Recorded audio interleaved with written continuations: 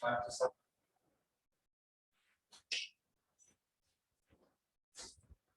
Okay, keep rolling.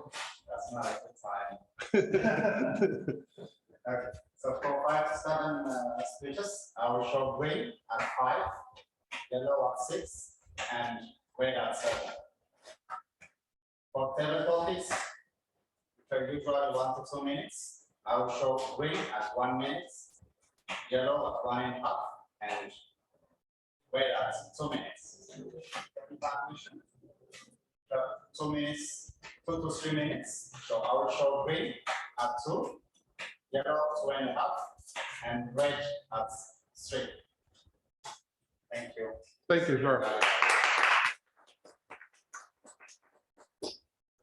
I was very surprised to learn sometime back in terms of Toastmasters that many people join Toastmasters merely for the purpose of being able to speak English better, clearer, whatever. So we do have other members such as Hong, who's from where, Vietnam, and others. So we encourage all levels, and we have started as Toastmasters and have gone through the jitters of our first speech, which we never give up when we progress in numbers, but we are all here dedicated to that, to those two things, public speaking and leadership.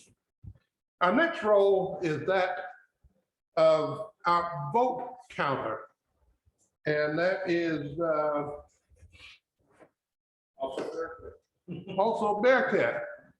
So let's have it again, my friend. Thank you again. As a vote counter, I will collect votes for our speakers, their topics, and evaluations. And at the end of each, I will collect the numbers, tally up the numbers, and provide our award winners when requested at the end of the meeting. Thank you, sir.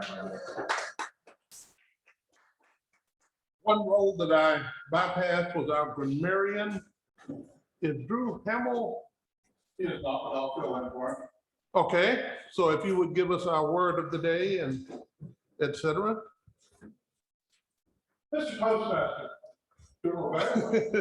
fellow Toastmasters and our guests, I'm going to ask one of our repeating guests if they will help me out with this grammarian word match rule. What are you going to do that? They're no longer guests. Well, technically they are. We've got to work out something. Gotcha. But whether they're guests or not, why don't you help me out with the grammarian word master rule? Sure. Okay, I'll tell you what I want you to do, okay? Andre's on part. So, Andre, I have chosen a word of the day, and the word of the day is perspicacious. Perspicacious. What does perspicacious mean? It means having keen mental perception and understanding, discerning. People who visit a Toastmasters club show how perspicacious they are by joining very soon after they visit. Let's try to use the word perspicacious. Once again, it means having keen mental perception and understanding and discerning. And so what I want you to do, Andre, is to keep track of how many times the word perspicacious is used tonight. And at the end of the meeting, you're going to give a report on how many times the word perspicacious was used. The other thing I'd like for you to listen for is poor pronunciation of words, if somebody mispronounces a word, or if they use poor grammar. At the same time, if you hear somebody use outstanding grammar or a great way to describe something, point out those good things too. Can you do that for me? I would do my best. Okay, if you look on that sheet right there, under where it says grammarian word master, it describes all that I just asked you to do. Okay? Fair? Right. I know I'm putting you on the spot. Can you spell that word? Perspicacious.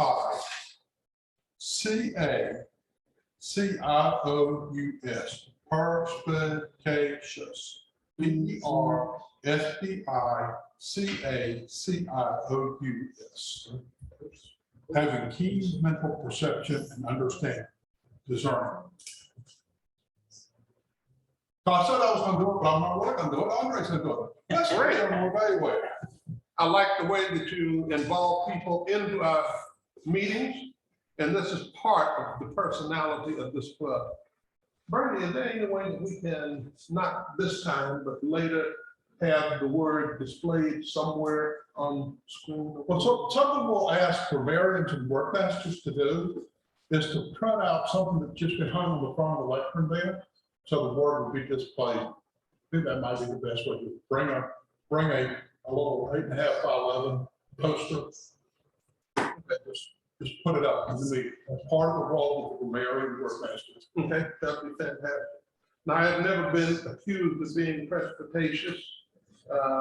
I have had many words that describe the exact opposite thrown in my direction. But at this point, let me get out from up here and turn the meeting back over to our Toastmaster of the day, the Honorable LaShane Goins.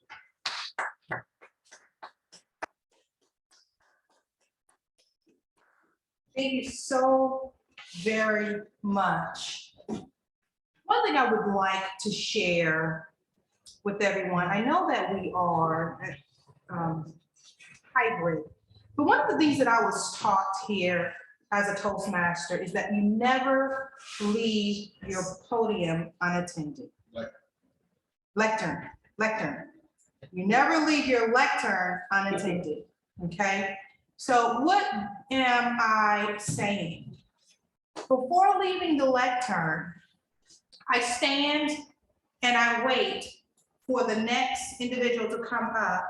We exchange through either a handshake or a fist bump, elbow bump, however you desire before having a seat. And while that is going on, we are also, as the audience, providing a hand clap. So just want to make sure that we bring that back. That's something that was very, very important prior to COVID that we would like to make sure we're doing, unless the next person who is presenting is virtual. All right, moving on into one of our best parts of Toastmasters, our prepared speeches. Next, we will have Mr. BURNNIE HOLLIDAY. He's coming from Pathways Presentation Mastery Level 5. Prepare to speak professionally. He will speak for 18 to 22 minutes. Speech title, A Matter of Perspective. He's a storyteller, a photographer. Tonight, he's exploring perspectives and how they impact our relationships with others. Hear ye, Mr. BURNNIE HOLLIDAY.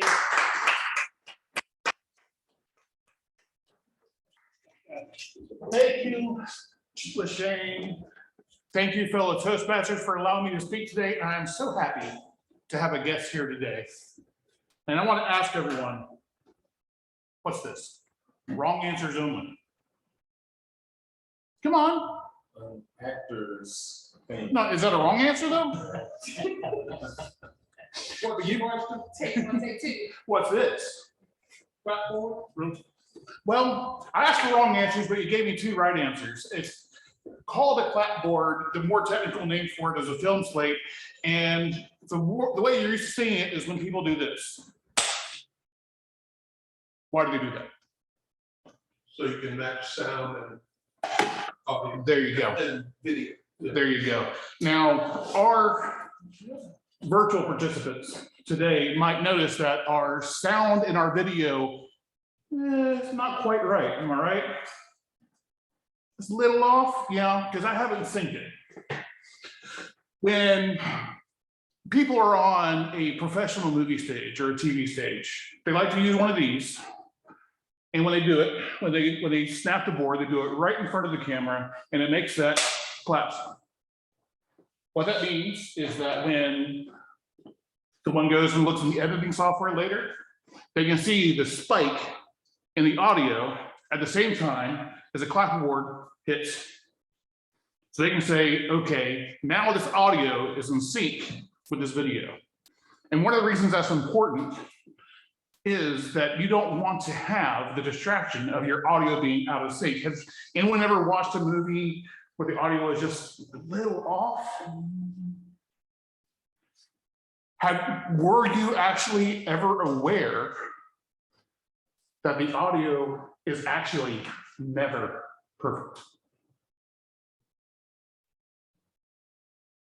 It's a funny thing that our brains sync video and audio. As long as it's within a margin of milliseconds, our brain sees something that it thinks the audio is coming from and makes us perceive the audio happening at the same time as the mouth flapping. But that's not the way it actually is. It's just our perception of it. And that's one of the things I'd like really to talk about today is those perceptions. We see that difference in audio and visual stimulus in storms as well. Like, let's say someone of just a random name, I'm going to pull a name out of a hat here, Lee, lives on the east side of Spartanburg. Bearcat, that's a nice generic name. Lives in downtown Spartanburg. And let me think, how do I think of another name? John Abercrombie lives on the west side of Spartanburg, and a storm comes through. Now, everyone remembers how you can count between the lightning and the thunder, right? When you see the lightning, you can start counting. And when the thunder strikes, you can tell how far away that storm is. If the times are getting shorter, the storm is approaching you. If the times are getting longer, the storm is going away from you.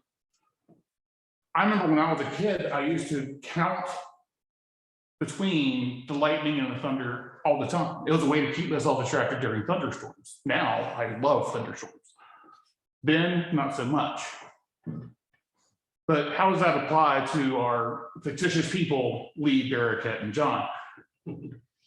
Well, when the storm comes through and lightning strikes, say lightning strikes the Denny's building in the middle of downtown Spartanburg. When is Bearcat going to hear that strike? Immediately, right? But to Lee and John, they're not going to hear that strike happen for a few seconds. That's because the sound hasn't gotten there yet. Now, if it happens to strike right in the middle, we can assume that Lee and John would hear the sound more or less at the same time. If it's more towards east side, Lee will hear it before John does. If it's more towards west side, John will hear it before Lee does. So what does this say about our perceptions? It says perceptions are often wrong. In fact, the way we perceive the world is limited to how we interpret the inputs coming into our brains. Our brain has to deal with all this information secondhand. Our brain by itself, it can't see, it can't touch, it can't hear.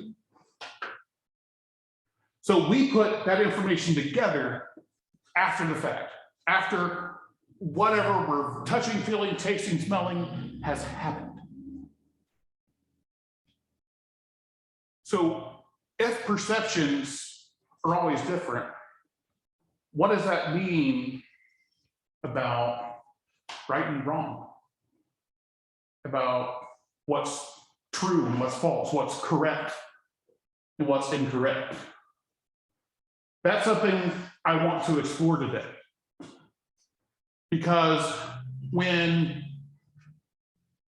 our perceptions are different, who's to say what's right and what's wrong? And when we talk about right and wrong, the implication with those words is moral. is it moral to do something? Is it ethical to do something? We often think of right and wrong as something that is very, very basic to human nature, but in actuality, it is very, very complicated. When we think about morals and ethics, we have to learn why we have two words for it, first of all. What is a moral and what is an ethic? Now, I can tell you the way I like to think of it, my perception of the two words moral and ethical. A moral is something internal to me. I am the set of perceptions and memories that I have lived. And I have my own sense of what is right and wrong. Those are my morals. Now, I have not lived the same life as Shane. It's reasonable to say that Shane and I have similar morals, but it would be wrong to say that we have the same morals. We can't make that assumption. We are two different brains. We are in two different pieces of skin, and we are stuck within our own perceptions. So how do I decide me and Shane should interact? Where is the line that I need to make sure I'm not crossing that is a compromise between our two moral systems? That is ethics. And again, ethics often gets confused with another word, laws. Just a quick illustration, an ethic is a principle, a general advice. Don't kill people. That's an ethic. Law is written word, very specific. If you do this, you will get punished. That is a law. So now we see the difference between ethics and laws, with morals being what's inside all of us. Does that make sense?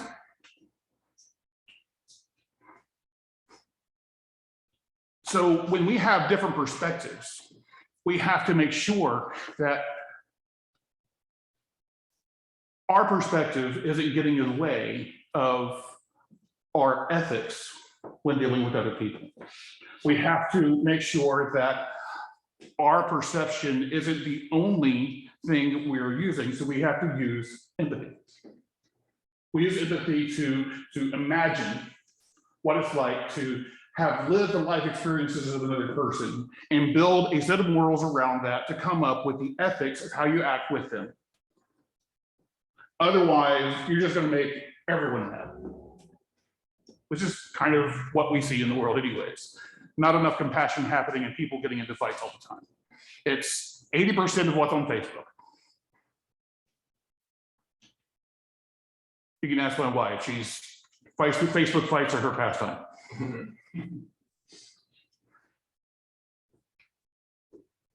When this relates back to what is true and false, though, what are we talking about there?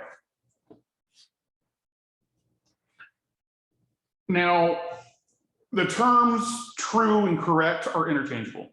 By the literal definition of the two words, they are complete synonyms,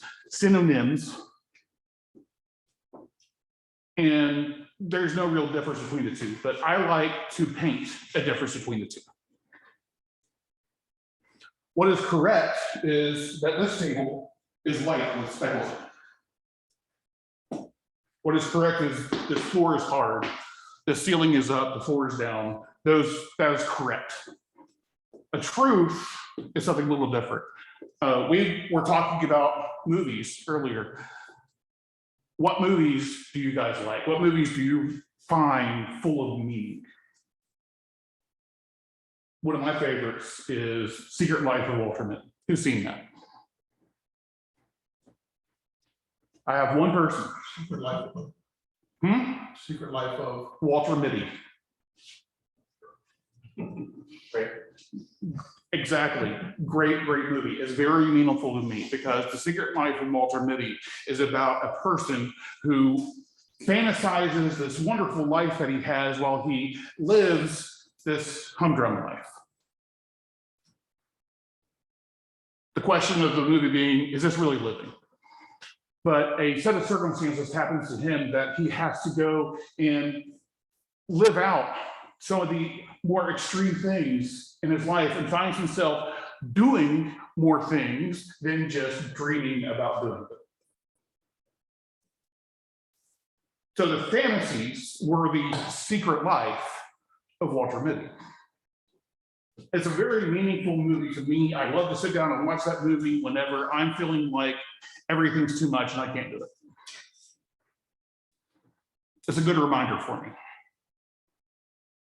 But the problem with that movie, like any movie that you're going to find meaningful, did Walter Mitty exist?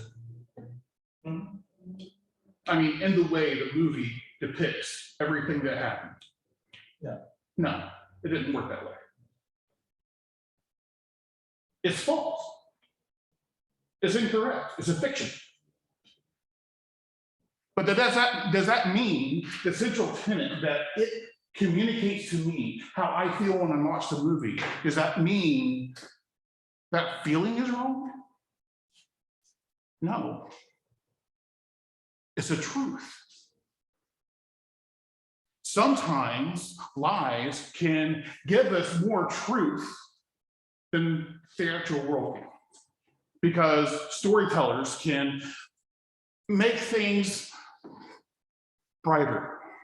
They can increase the contrast in situations to make it clearer what's going on, to make us experience it on a deeper emotional level. And one of the cool things about perceptions in that regard is when we sit down to watch these movies, read these books, enjoy these stories, inside our head, the chemical actions that happen are no different than if we experienced them ourselves. It's interesting. Our brain doesn't know the difference between fiction and reality.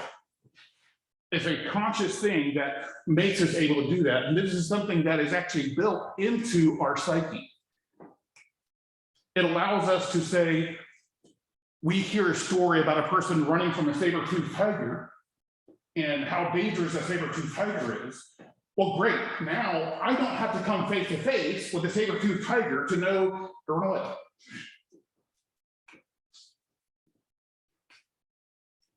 Right?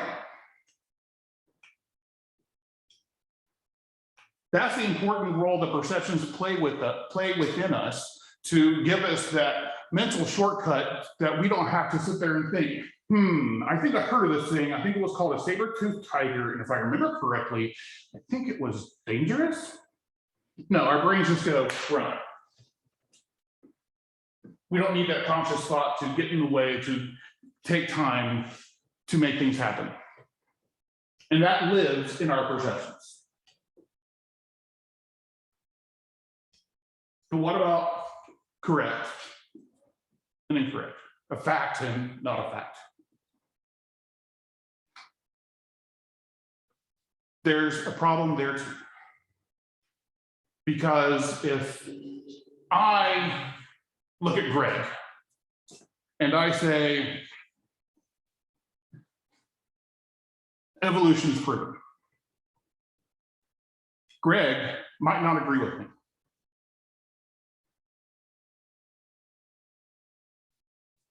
It's a controversial subject. It's a thing which is, some people will agree that it is correct. It is something that exists, and some people do not. In order for me and Greg to have a conversation and be social and be respectful towards one another, we have to understand that perception between us, that difference in perception between us. Because it doesn't matter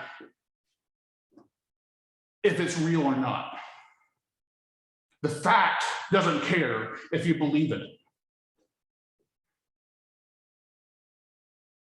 Which is the difference between fact and faith. Correct? Faith is something that exists because you believe it. And it's just as real to us as facts are. That's how it plays another role in our perceptions. But there's another problem with facts as well. What happens when I have an entire set of facts to me which are incorrect? I'm not talking about just one or two things, controversial ideas, religion versus science. I'm not talking about any of that. I'm talking about plain facts that people who live in this world typically agree on, like the world is round. We recently had Columbus Day. Well, guess what? Columbus already knew the world was round before he set off anywhere. We've known since the early days of Pythagoras. Remember that really hard to understand thing about triangles? Pythagorean theorem, that's Pythagoras. 4th century BC.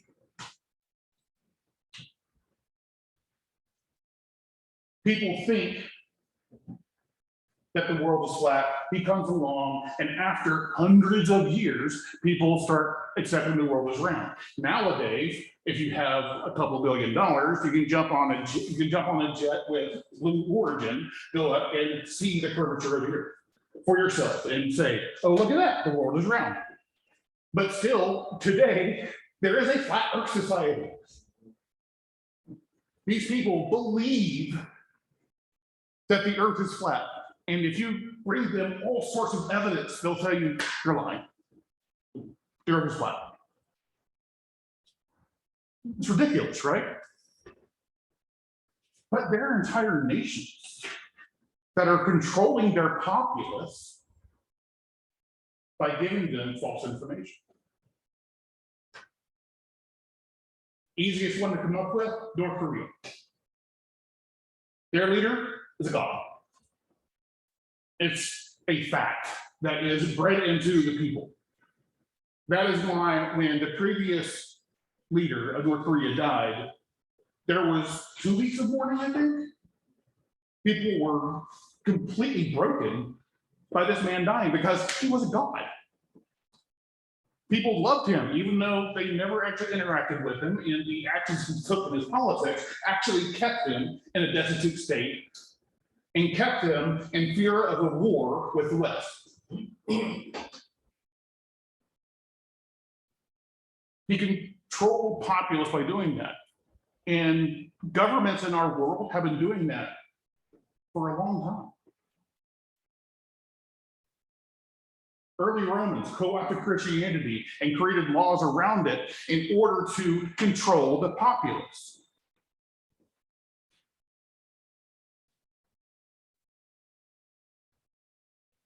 It's not how it's supposed to be. And that's one of the reasons I think we all need to be more perspicacious about our perceptions. When we look at other people, we see other people, we have to realize, we have to be conscious and mindful of the fact that my set of perceptions, my facts, my morals, my sense of what is true and what is not true isn't shared. It's not written on my face. It's not written on your face. Unless I get to know someone, I don't know what their perceptions are going to be. And so we have to do better as a society to use empathy to our advantage. and to realize that even though we have said that this world is like this, and this is how it works. Add 2 words. This is how it works for me. By adding 2 words, I have now respected your perception. I have said, this is how it works for me, and given the implication that it might not be how it works for you. And I accept that and I understand that. So maybe next time we're about to get in a Facebook fight, we think about the person we're talking to. And we say, you know what? This is how you see things. This is how you believe things. You are not here for me to try to make you agree with me. I've been guilty of that.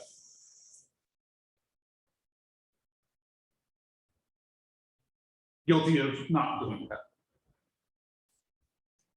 It's time for all of us to be able to say, in a world where we have Christianity, Islam, Hinduism, in a world where we have competing philosophies, to be able to say,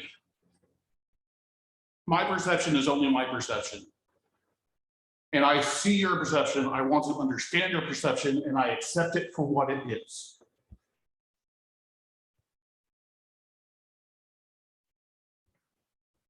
If we can only do that, then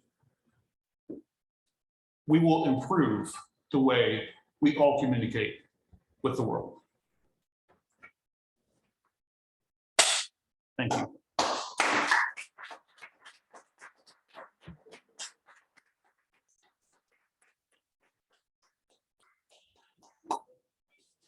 Great job, Bernie. A matter of perspective. You said one thing, it is how we interpret our input. Thank you so much for sharing.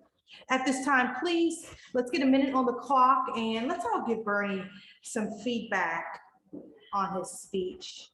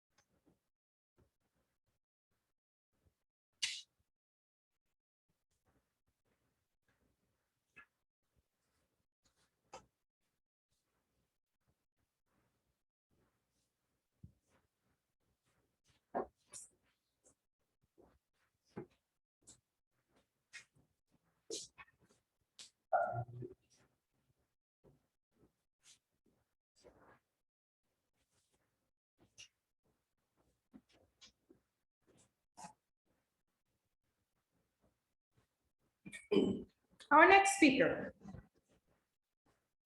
The title of his speech is The Autopsy of a Dying Church. He's speaking from Pathways Motivational Strategy Level 4. It is one of his 2 projects.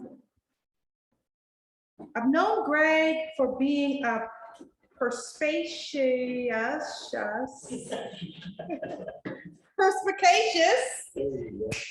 individual who has many stories to share. We joined Toastmasters around the same time. I have watched him evolve into a confident speaker whose story inspires others. They have the capacity to change lives. He is our VP of Public Relations. I present to you Greg Allen, the autopsy of a dying church.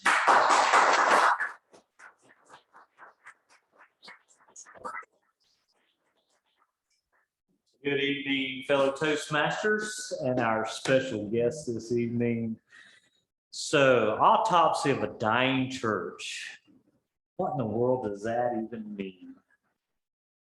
There's a great book that I was tasked to read recently by the gentleman of the name Tom Raines. And he wrote a book titled Autopsy of a Deceased Church, in which he researched 14 dying churches or dead churches. And basically, he performed an autopsy on them. What led these churches to die?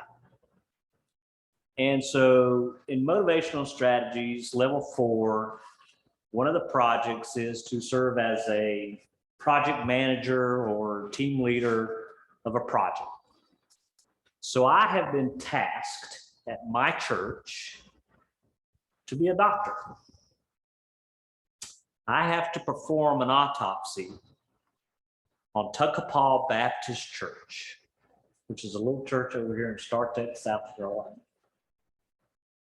And it's kind of weird that this role would be given to me because I still see myself as this 10-year-old little boy running around the church.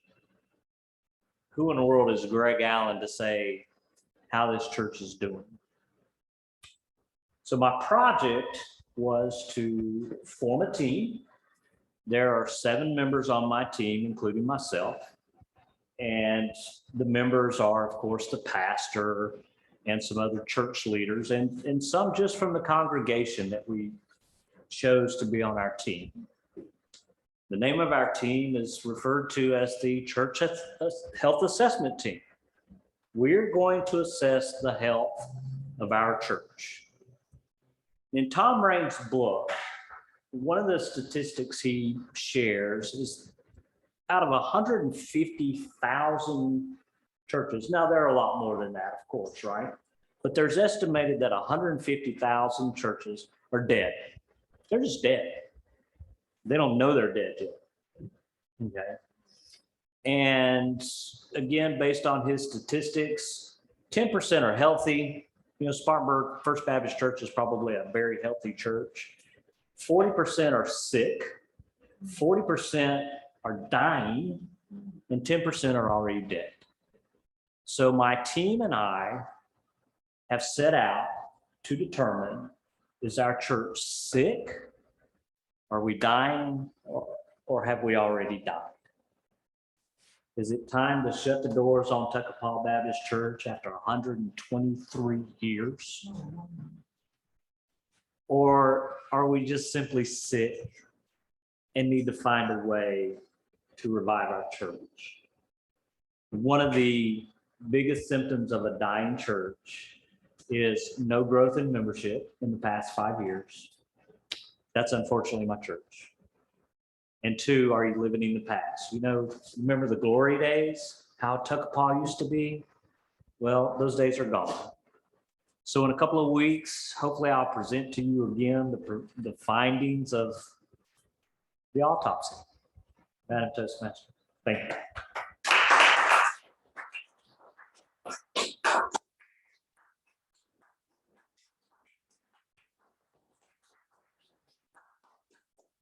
Awesome job, Mr. Allen. I am excited and cannot wait to hear the results of Tuckapaw Baptist Church. At this time, may we get 1 minute on the clock to get and let's give Mr.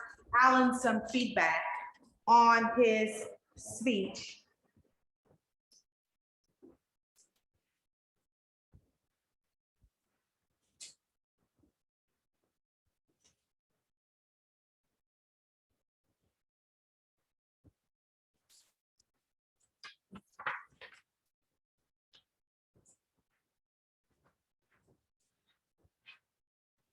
May we get a timers report? Mr. Timer.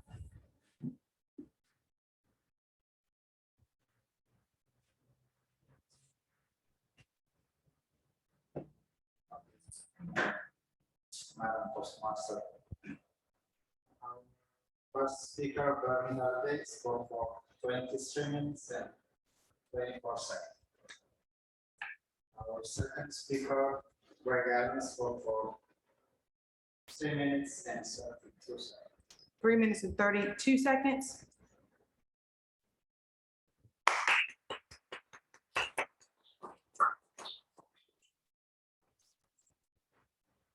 And may we go ahead and cast our votes for the best speaker.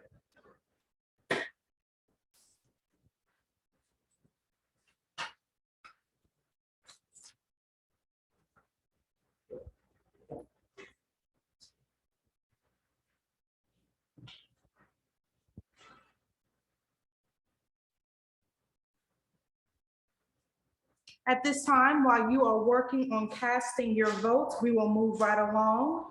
Next, we will have our table topics by none other than Mr. Lee Holiday.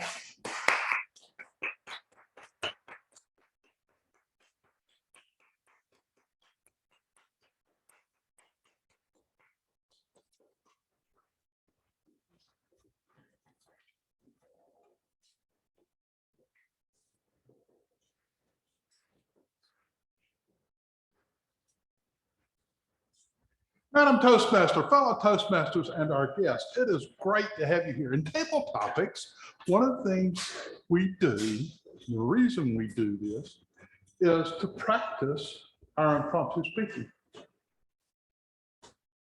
Now, everybody here, guest or not, has been in a Toastmasters meeting before, and you've seen table topics done, right?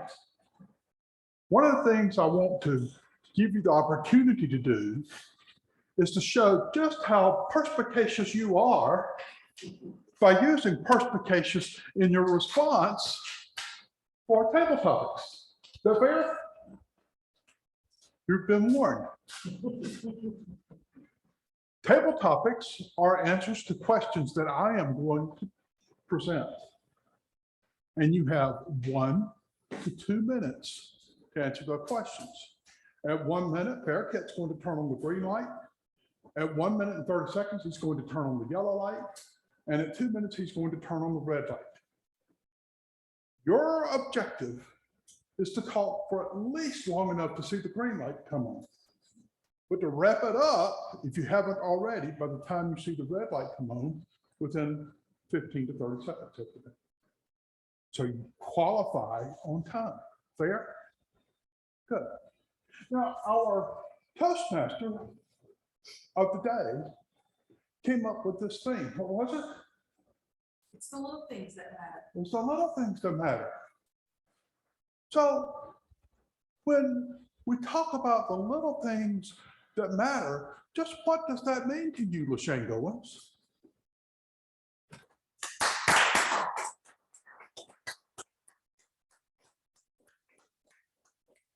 The little things that matter.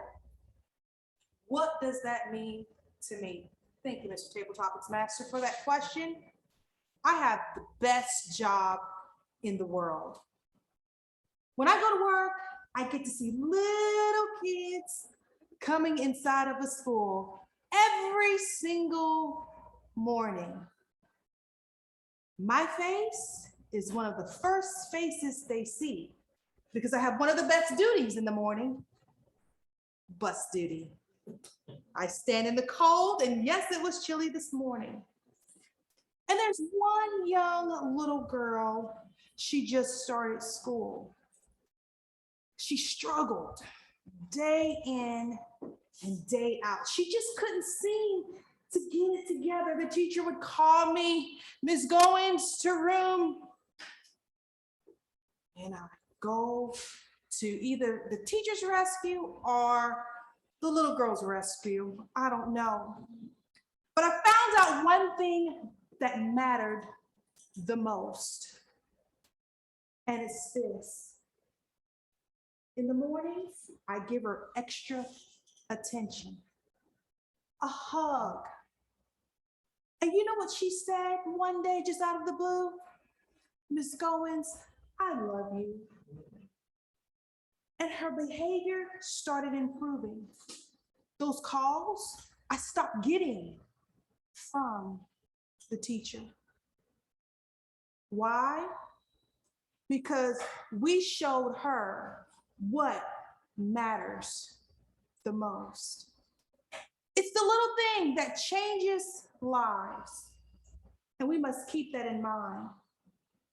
Give a smile, give a hug, let someone know that you really care.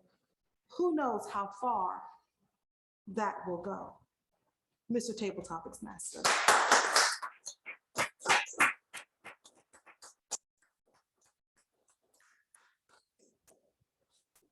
So to all of you who are here, I'll just ask this question wide open, yes or no? Is there anybody, no, members cannot say no. But are there any of you here who would not want to participate in table topics today? Good, everybody's fair game, right? One of the things that I found 4 years ago, when we got ready to move from Texas back to Sparkle City, USA here, was the house hunting. And in the house hunting was different features of the house that made a difference as to whether we wanted to consider buying that house or not. When we moved to Texas, we had the same kind of evaluation going on about apartments because we had determined we weren't going to buy a home in Texas. We weren't going to be there. 5 years, ended up being 7, but that's okay. So in your home that you live in, there are some big important things. It's got a roof that doesn't leak. It's got windows that close or open when you want them to. It's got the basic necessities of a refrigerator and a stove and shelves to store your food on. But aren't there some things about the place you live, the little things that turn it from just a dwelling place into a home? What are those little things? Randy?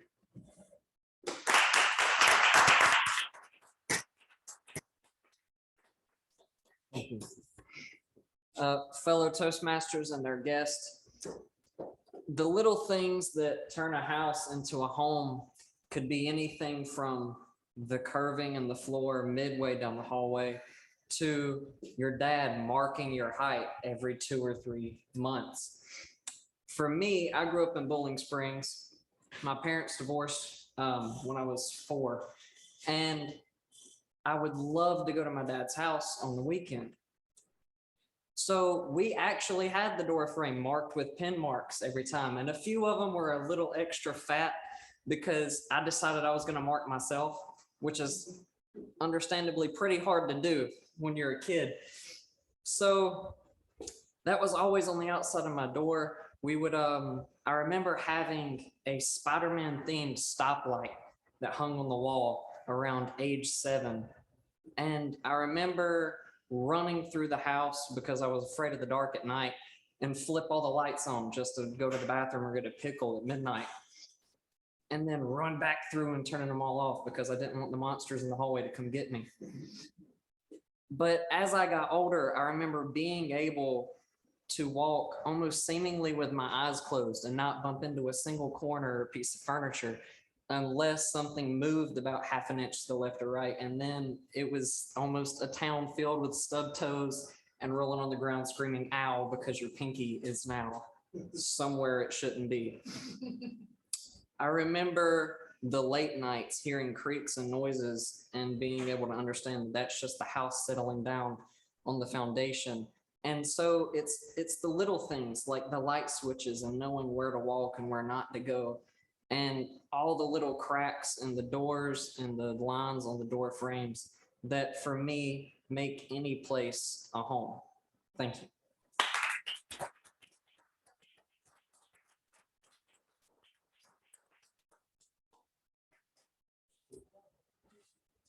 In life, we make decisions about what we're going to do, whether we're going to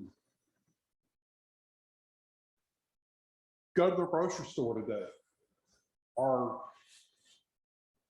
tell our teacher we love her, or determine that we're going to be happy today no matter what. And that thing, you know, you are in charge of your happiness. You can decide to be happy. What are the little things that affect how you decide to be happy? Jamil. I did that the other day too. Didn't I? Come on up.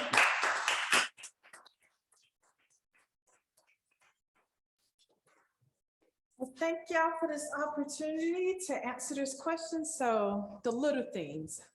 I just had an opportunity to actually walk that out. I was getting frustrated at work because we had somebody new working there. And so I was like, okay, I have to decide that the atmosphere at my job, or I'm gonna be miserable if I don't, you know, choose to be happy and just be thankful about the little things, about having a job and, you know, just waking up, you know, having my breath, because some people don't have that. And so I had to look at it differently. I was like, okay, how can I see this as an opportunity? And, you know, just look at it from a different perspective instead of just dreading going to work because I'm facing this challenge and getting frustrated. So I was like, okay, I'm gonna choose to be happy, you know, no matter what, you know, if I have to just tune out the extra noise in the room, or if I just have to think about stuff differently. So, and that's what I had to do. And so likely it's been better because I chose to be happy and not to look at it in a frustrated way. So thank you.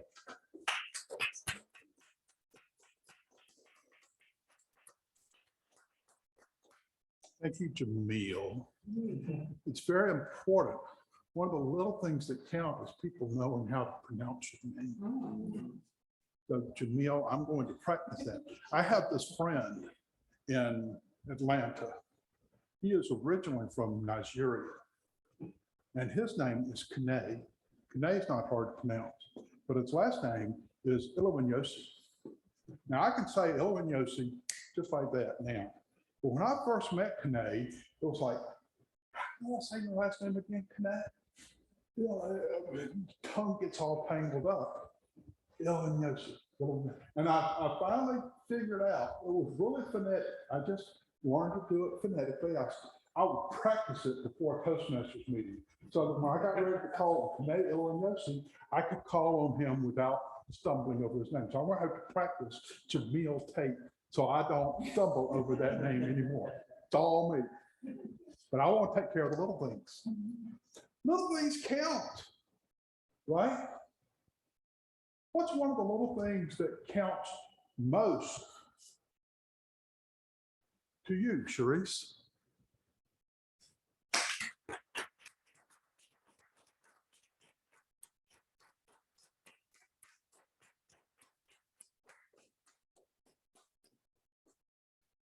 Well, thank you all for having me here today.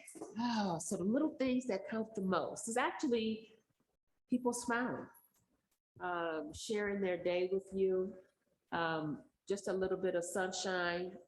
You just never know what type of day anyone is having and what an impact a smile could have on you. So it's not always the big extravagant things. It's just like here, everyone says hello, everyone waves. That is really just awesome to me, coming from California, that you're not used to that. So just those little friendly touches that I notice with the people here at Spartanburg, which I really do enjoy. It makes you feel welcome. It's very welcoming. So I just enjoy being here. I enjoy the smiles that you all have for me, the welcoming attitude and the friendliness that you all have given me. And so I'm looking forward to being here a little while longer and being able to enjoy the time spent here.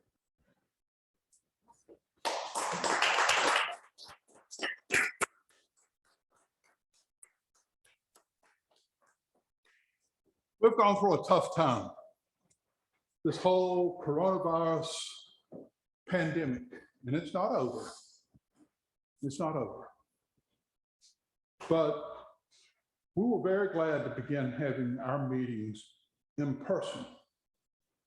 What are the little things that count to be able to actually be face to face with people you're meeting with?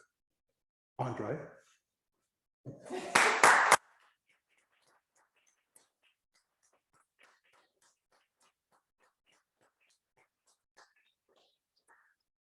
So what are the little things that meeting in person makes meeting in person about meeting in person? Well, like Janae said, the smiles, you know, and just the fellowship and the camaraderie you have when you with people. It's hard to, you know, I feel like right now in society, so many people are separated, and just we were meant to be together. The Bible says, I'm a preacher, but the Bible says that we God told Adam, it's not good for man to be alone, and I think a lot of people we even see in mental stress and things are increasing since the corona. And I think us coming together and being together, these are the little things that really matter in humanity, and it helps us to be healthier as people. Thank you, Mr. Not Toastmaster, but Tabletop.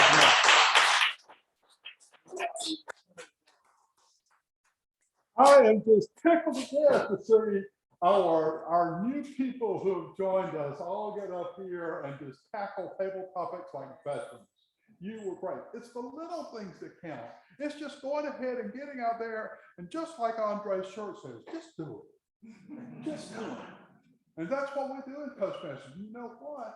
That's what makes us better and better and better at our job.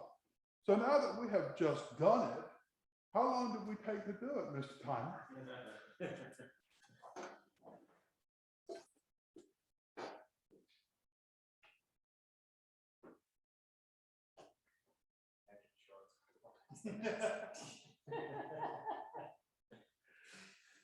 I don't know what to say that, right? Okay.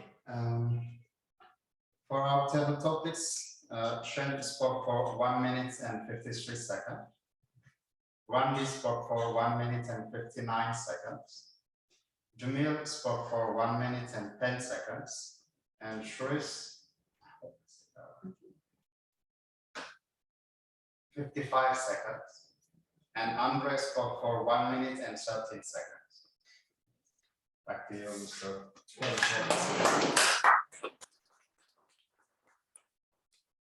I have to tell you something. And you can go ahead and vote for best table topics while I'm telling you this. I have a new Toastmasters club. Well, it's not new anymore. It's been around for a year now. But those new, when they were brand new Toastmasters, they had trouble speaking for 20 seconds. I mean, they'd answer a table topics question and they'd be done. And we weren't even 30 seconds into their time. And it's taking some time to get there. But here we got people who've never done this before, and they're taking the full time to do it. That's awesome. That is incredible. Great job. It's the little things that count.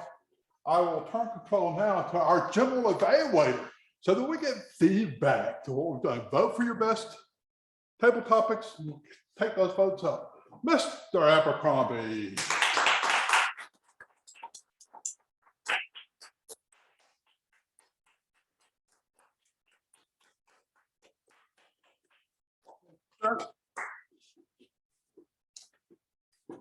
find that at 28,114 days, I don't move quite as fast as I used to. But what I'm doing at this point is giving an overview of our meeting. Bearcat has followed the role that LaShane, our current president, started, and that is being very punctual in terms of starting our meeting. We use our lights because what we want to do is be able to deliver the message that we have promptly within the allotted time given. If you want to give a 2-hour discussion, you need no preparation. If you want to cut it down to 15, it probably takes a day or two to do so. And I think we've seen that. What I am particularly impressed with tonight is the fact that we have involved all of the people within the room. This is what Toastmasters is. It is the involvement of all people, all levels, all skills. And I think that we see that people are becoming comfortable with this group. The only thing that I would like to see, and I think all of us would like to see, is other people being involved, bring visitors, because this is a fantastic group and it is an inclusive group. Lee, you had a comment? So suggest, if you're not already going to do that, maybe we just go right to our evaluators to begin with. Okay. And get. Oh, I'm jumping ahead because I'm fairly new at this thing, old, or like I said, nobody has ever called me president. It's whatever that word was. Representation. Yeah. So I guess they mention of it every time I use it, whether it was correct or not. No. Oh. Oh, I probably wrote some paper up here. John Frey. John Frey, all the way from Alabama, No, joined Arkansas. from Arkansas. Close enough. Still SEC. Down there where they raise the chickens, is going to evaluate our first speaker, who was BURNNIE HOLLIDAY. Take it away, John.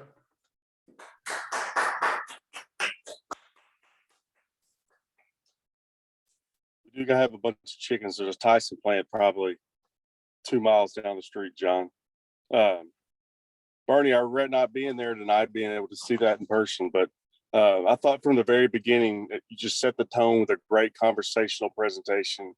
You started with a lot of energy in the first 5 to 10 seconds by engaging the audience with questions throughout the lengthy, 20 plus minutes that you spoke. You kept the audience engaged by asking questions from various topics, from morals and laws and ethics.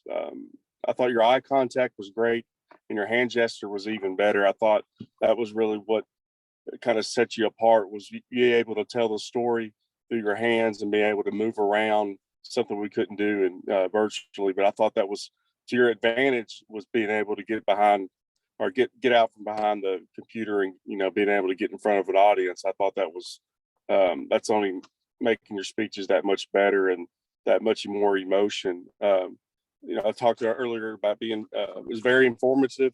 And also you had some humor throughout that helped, kind of lighten things up a little bit, but very engaging, and you had compelling content. And at the end of the day, you had good material that, people wanted, people like to conversate and argue and conversate some more on, morals, laws, and ethics. Those are some, popular stuff on TV, but I'll run through some of these criteria questions. Your clarity was, it was always, you were always understood throughout the conversations. You didn't have any, messed ups on words. You didn't even use the word of the day there at the end, though. I don't know if anybody caught that, but your vocal variety was great. It helped, like I talked about earlier, with your hand gestures. Your vocal variety also worked right alongside of those. So I thought that was, it worked to your advantage to be able to get in front of everybody. Eye contact was great. You were able to move around and engage other folks in the crowd where I could tell you were talking to other people, just not the one side. But audience awareness was great. You know, keeping them engaged. You know, questions I talked about earlier was a big help. It kept people thinking and kept people on their toes. I know I was always, you know, wondering what might be next. You know, obviously your comfort level is great. Anybody that can get up there for 20+ minutes and be able to be comfortable with a crowd is very much comfortable in their own skin. And I talked about interest. The interest level was great because, you know, you had compelling content and you had a good storyline about morals, laws, and ethics. And those things are a topic of a lot of topics today. Something to challenge yourself later on would maybe be some more effective pauses. Maybe that might when you're moving into a different subject, that type of thing. Maybe something to look at next time is just looking at some more effective pauses.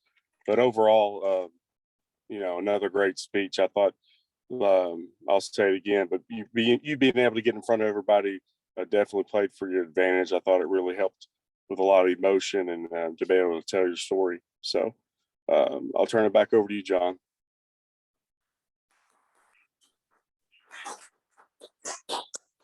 Thank you, John Frey, all the way from Arkansas. Evaluating Greg Allen will be our next evaluator, which is Cheryl. Yes, and thank you, Mr. General Evaluator. Madam Toastmaster, fellow Toastmasters, and guests, I'm so thrilled that you're here. I do wish that I could be there in person to be with all of you and to have heard Greg's speech. But Greg, you did a wonderful job. The first thing that I noticed when Greg came up was how he was dressed. Greg, you were dressed professional.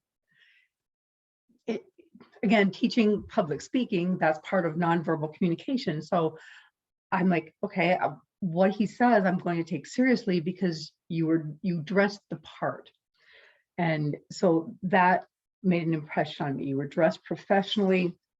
And I noticed in the second thing that I noticed is that you moved the podium away. So completely away. So you were not standing behind it. You were right directly in front of your audience, which is very important because I thought that then you engaged your audience. You had wonderful eye contact. And I loved the title of your speech, the autopsy. Oh, good, thank you. Now I can see Craig's face. The autopsy of a church. Like, okay, you had me at autopsy because one of my favorite shows is NCIS, and you know, half of the show is done in autopsy. So I loved the title of the speech. And again, I thought you did a great job explaining what your task was at your church, with you and the members of the group having to like dissect your church. And you did a great job explaining is like the church isn't growing, obviously, because you wouldn't have been given the task. So is your church, you know, middle ground, as you mentioned, or, you know, hopefully it's not completely dead. Hopefully you can, you know, through your evaluation, you can find out that maybe it's sick and it just needs some help. And maybe Andre can help you since he's a pastor. I thought, you know, yeah, we'll get you involved, Andre. You could give him some help.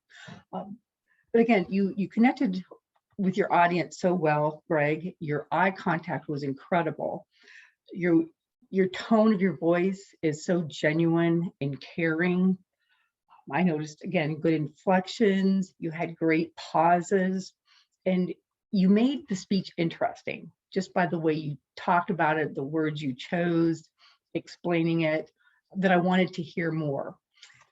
The one area that I noticed that you could maybe improve on is at the beginning, you moved the lectern, but then you had closed body language. Your arms were closed in front of you. So I would just recommend having more open body posture at the beginning of your speech. Because once you started, you opened up your gestures and it became more open. So great job, Greg. And I am excited to hear the results of the autopsy. So great job. Back to you, Mr. General Evaluator. Thank you, Cheryl. We have our grammarian word master. We divided that up, so do we get one report or two?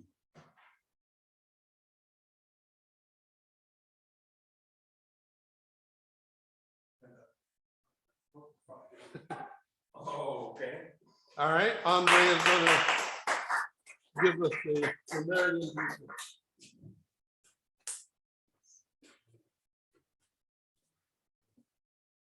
I was gonna try to say that word, but I won't. Perspicacious. Okay, perspicacious. Well, Barney, his perspicacious speech was great.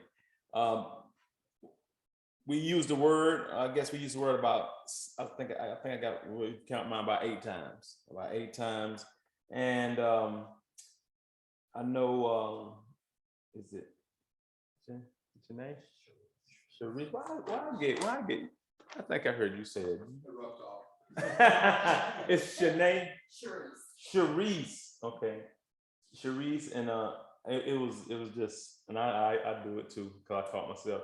But there was a lot of ahs in the speech, and then I know I caught myself about 3 times, and my wife did it once. So that's all the we're the newcomers, so we did bad. Everybody else didn't do it. So, and I think for as I think you said synonym. I think you said it wrong the first time.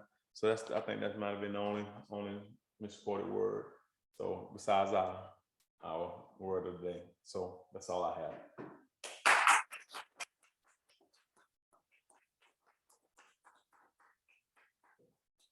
Thank you, Andre. It always brings a joy to my heart when I see our newest members, guests, participate. And so it has been a joyous meeting for that reason. Again, we are a very inclusive group and we encourage others. And I'm just so happy to see that happen. Like Lee says many times, we are so afraid of public speaking that we get up when we have an opportunity and speak for about 3 seconds. And then after the meeting, we go for about an hour and a half talking about that. So I believe that overall we had a very good meeting. We are trying to settle into the hybrid form of the meeting. And so if we'll go ahead and get our timers report for the evaluators. Mr. General Evaluator. For our evaluations, John Frey spoke for 3 minutes and 43 seconds. Sherry spoke for 3 minutes and 27 seconds. Okay. Now, has everybody turned in their votes to the Watson IBM computer in the back who will tabulate our results?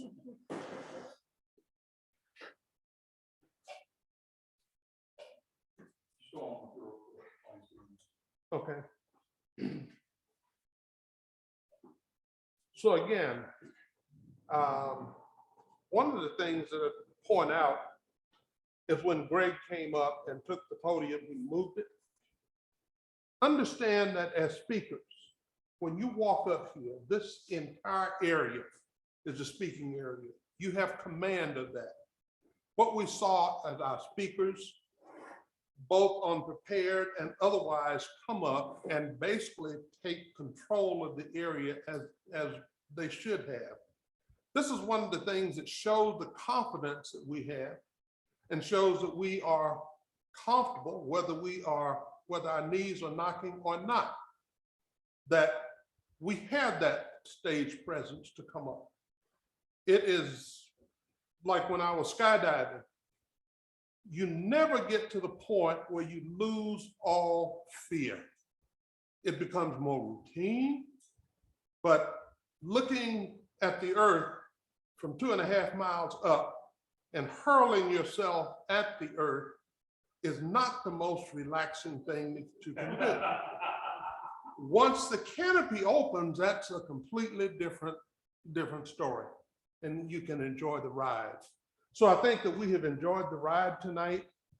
Great meeting. Do you have yet? Okay, and we'll turn it over to LaShane for comments and other.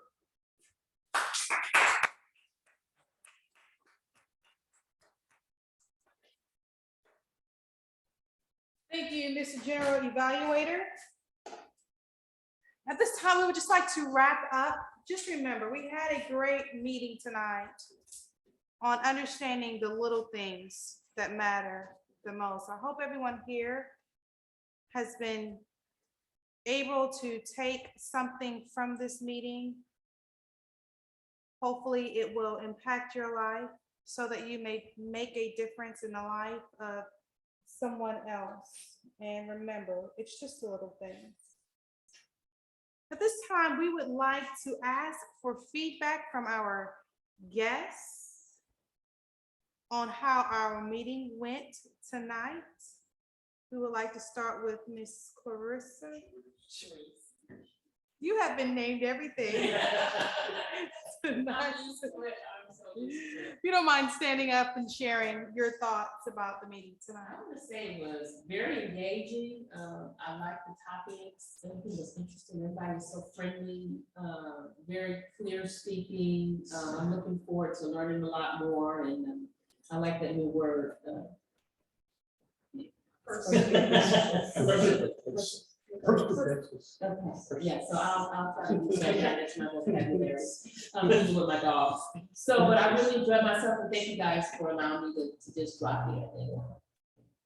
I'm just looking forward to learning more. We hope you'll be back. Absolutely, yeah. Randy? So this is only my third meeting, but what I have noticed is that every meeting is definitely different, and I enjoy each and every one. As it was pointed out already, the way that you moved the lectern at the very beginning of the speech to claim the entire area plus where it usually sits, I found very interesting, and I felt like it helped draw everyone in because it changed the setting.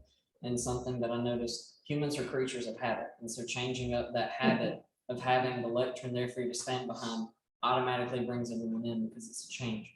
For Bernie, bringing the prop and clicking it to draw us in with the noise was also a different change because we don't have a lot of props that we bring in for speeches. So overall, everything was very, very interesting and engaged the entire audience, like Sharice pointed out, and then I enjoyed it.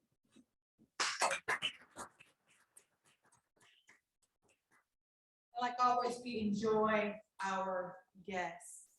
Thank you so much for joining us tonight. At this time, we would like to ask for our vote counter to come up and present what we believe to be the best speakers.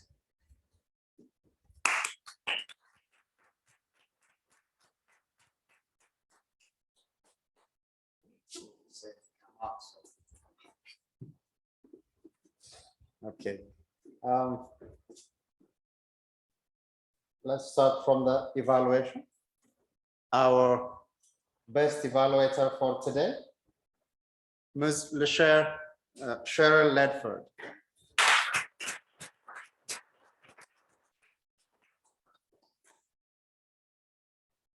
For our best speakers, Burnie Holiday.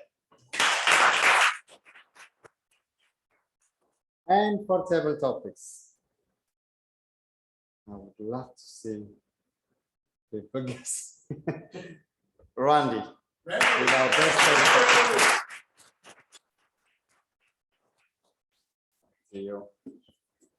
Thank you so much, Mr. Vote Counter, and congratulations to all our winners. We say you're winners. Everyone here who walks through that door at a Toastmasters meeting is a winner. But congratulations, you all were awesome. Our guests, you guys were awesome doing table topics, as Lee was stating earlier, to our speakers. Bernie did a great job. Greg did a great job. Our evaluators, I want to say Cheryl did a great job, but also John Frey. Did you not hear John Frey tonight? He really gave a great evaluation and did not stop until the very end. Great job to everyone. At this time, do we have any announcements? Okay. I think Bernie, you're gonna still sign it. Oh, I can't guess.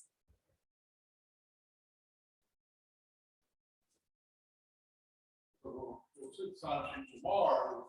Tomorrow's our vice president of education. His job circumstances, some other things, not related to the meeting. But he is busy keeping our agendas updated online, so we've got a couple of weeks showing, hopefully, learn to the screen early. See who, what our battery is got.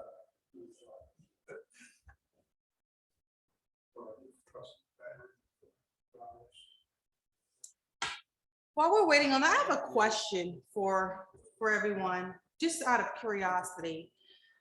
How many of you would not mind having your speech on Facebook? Just out of curiosity. You would not mind? Anyone else? So one of the things we're going to start doing is recording our meetings. They're not going to be necessarily broadcast publicly unless everybody agrees to that.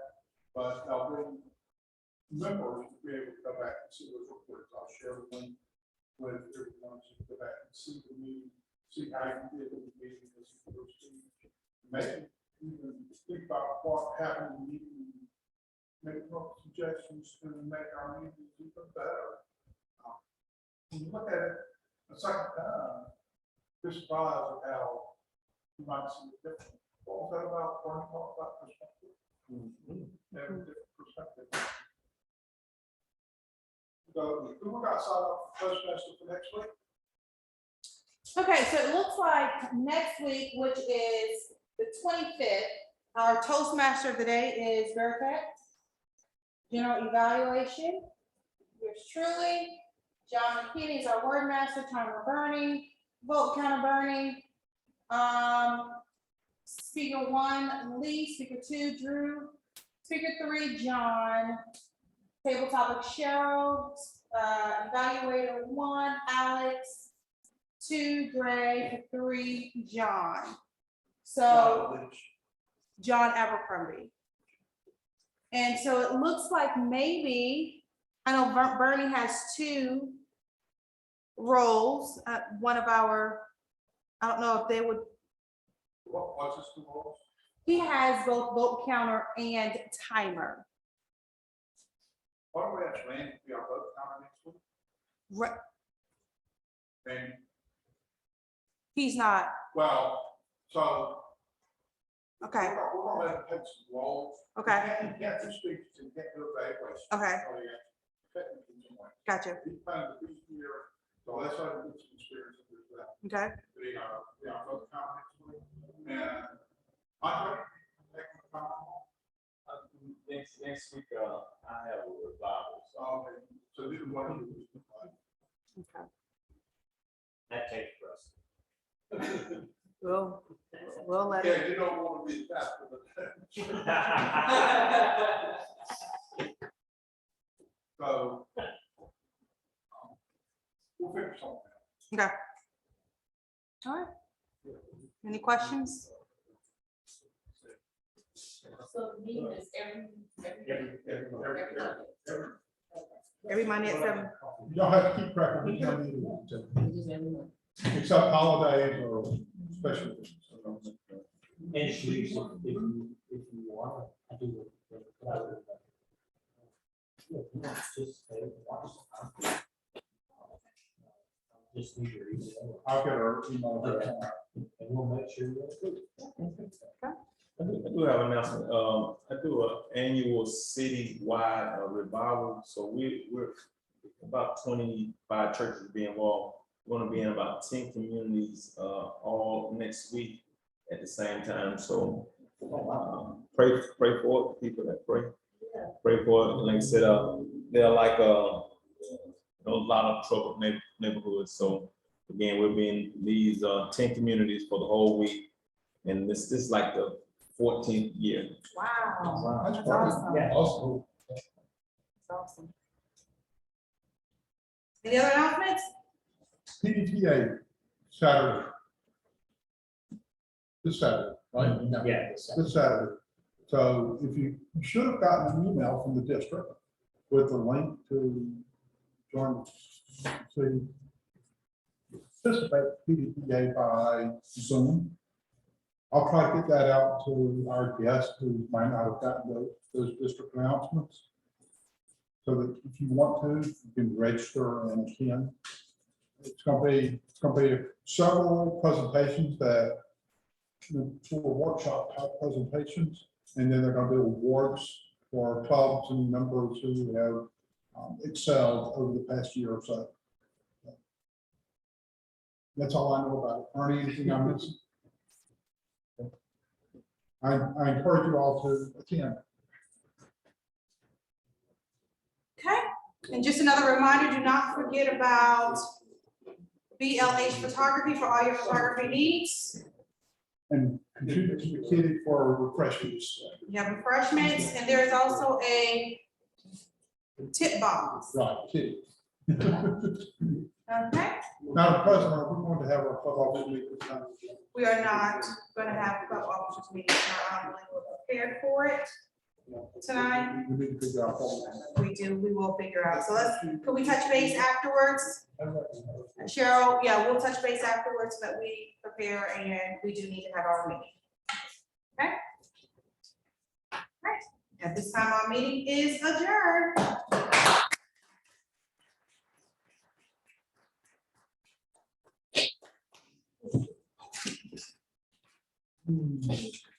Put you down, please. Go, Calvin. Okay.